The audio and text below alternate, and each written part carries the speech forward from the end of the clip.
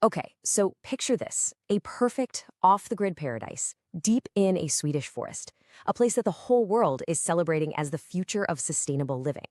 Now imagine all of that just coming crashing down, ending in bankruptcy and a discovery that is, frankly, pretty shocking. So let's dive into the story of Stedsans in the woods and figure out how this incredible dream turned into a very real nightmare. Before everything went south, Stedsans was an absolute media darling. I mean, you name it, a farm magazine, the New York Times, they were all hailing it as this revolutionary new kind of escape. It was sold as the ultimate trip for anyone who wanted to disconnect and get back to nature. The praise wasn't just good, it was universal, it was glowing. The buzz was unreal. Which, of course, brings us to the big question. How does a place that seemed to be the poster child for doing everything right, ethically, environmentally, you name it, end up as a total failure? Well, the answer isn't simple. It's a complicated story of sky-high ideals, brutal day-to-day realities, and the very real limits of what people can endure. So let's start at the beginning, with the vision that got this whole thing started.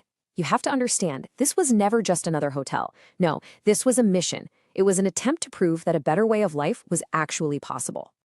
And their entire philosophy was baked right into the name, Stedsans. It's a Danish term that means sense of place. For the founders, Danish entrepreneurs Mette Helbæk and Flemming Hansen, this wasn't just some catchy marketing phrase, it was their guiding principle. The mission was to build a retreat that was in total, complete harmony with its surroundings, which they kicked off way back in 2016. And their vision was just so compelling. We're talking about this sprawling 250-acre property, minimalist cabins all built from sustainable, upcycled materials. And when they said off-grid, they meant it. No Wi-Fi, composting toilets, wood-fired stoves for heat. The food was either foraged right from the forest or grown in their own gardens. They called it their lab for a better life, and it was meant to be this total immersion in the natural world. So you can probably guess what happened next, right?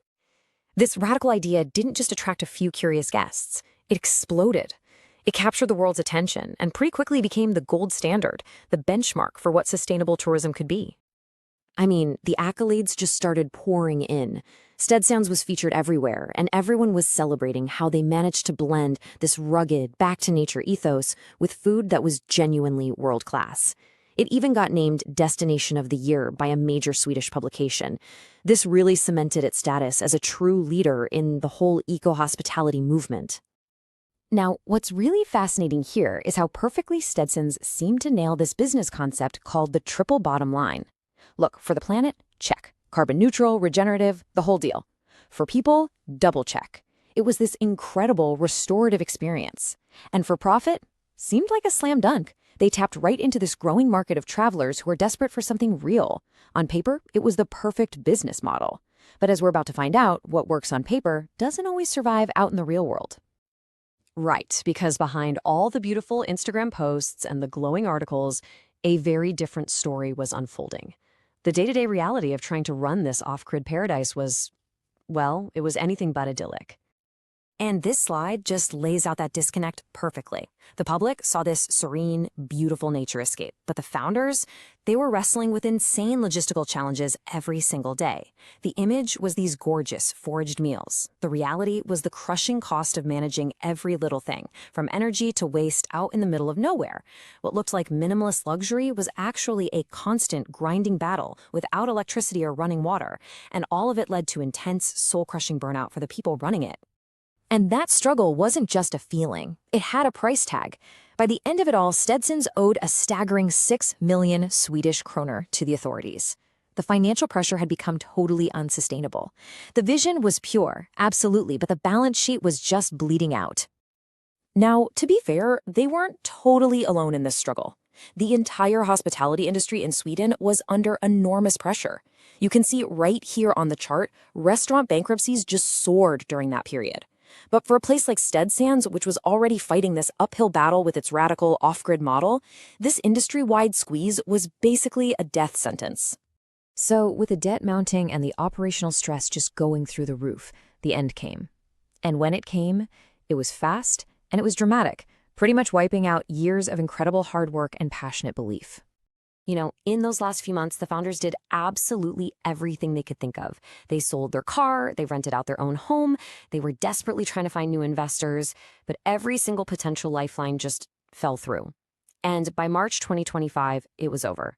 Stedsans in the Woods was officially bankrupt.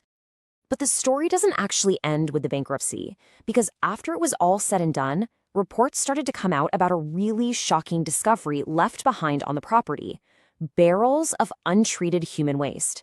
Now, for a brand that was built entirely on ecological purity and living in harmony with nature, this was just a devastating final chapter. It was the ultimate tragic symbol of just how completely overwhelmed the whole operation had become. So what are we supposed to make of all this? While Stedsans itself is gone, its story leaves behind a really complicated legacy and some incredibly powerful lessons for all of us. The fall of Stedsans teaches us some really critical things. First, it's a huge reality check on just how difficult, almost impossible really, it is to run a truly off-grid business. It also shines a massive spotlight on that brutal tension between having a pure, uncompromising vision and the simple need to be financially viable. But maybe the most important lesson here is the human cost of these passion projects. The toll of burnout is real. But here's the thing, it also proves that even if a business fails, its legacy can live on in the ideas and the conversations it manages to start. And that really leaves us with this final, provocative thought. Stedsans in the Woods failed, and let's be honest, its ending was messy.